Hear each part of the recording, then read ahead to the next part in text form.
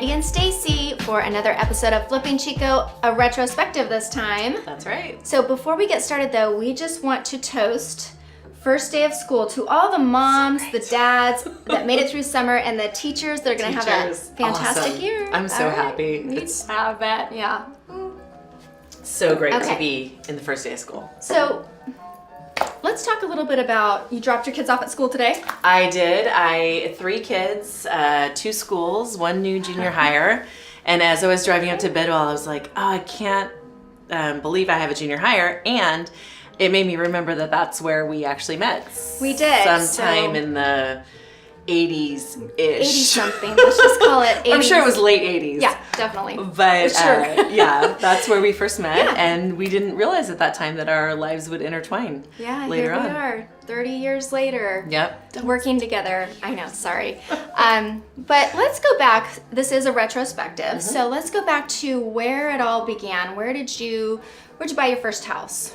So I bought my first house in Davis in 99. Okay. And my mom was a big part of that. She was just like, I said, this is what I want to do. And she was like, do it. How hard could that be?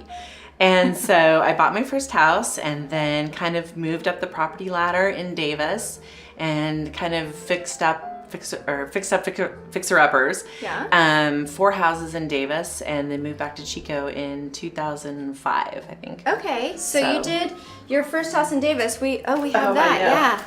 Yeah. These are such fun photos. They're so funny because the thing that makes me laugh is this was definitely DIY central. Yeah. Here's a picture of me just basically, I look exactly the same right now, like telling people what to do, get on it. And then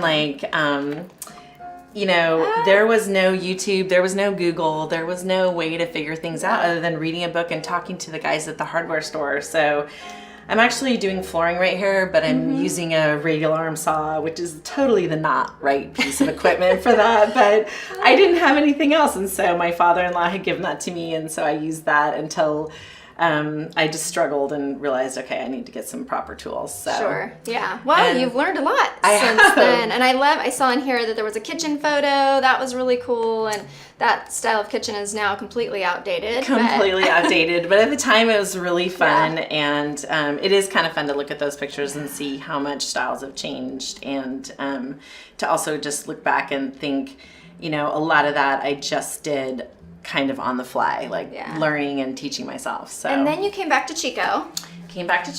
And that's kind of where we reconnected, is in the backyard. We were selling a house over next to the park. Yeah, it backed up to the park. And so we had redone that house and loved it, but we're ready for a change. I know that house is so amazing. I was showing it, right? Yeah, you were showing it and you sat down in the backyard and you're like, I just want to sit here forever. And I'm like, I know, it's so wonderful. But we had other things to do and then moved on to the Mansion Park area, which is also an amazing neighborhood. So well, I can't wait to look at that one in retrospect as well. But really quick, where do you get your inspiration from? Like, how do you come up with? How did you start? I mean, you mentioned your mom kind of got you going in the whole Davis projects. Yeah, I mean, the whole time I was growing up, my mom was remodeling her house because it started off as just, I think, 1,100 square foot, 1.5 bath house, and she was just constantly kind of remodeling and expanding it as money would allow. And that has gone on. Actually, she did a remodel 2 years ago. So that has just continued. And so that just kind of inspired me to be interested in that type of thing. And honestly, it just started with, I want to own a home and I want to make it nice and I have to figure it out myself because I didn't have a lot of money. And that's kind of where the whole DIY thing started. And then later on, after I had children, I wanted to go back to work. And I thought, well, what is something that I know how to do? I have an English literature degree, which isn't really marketable.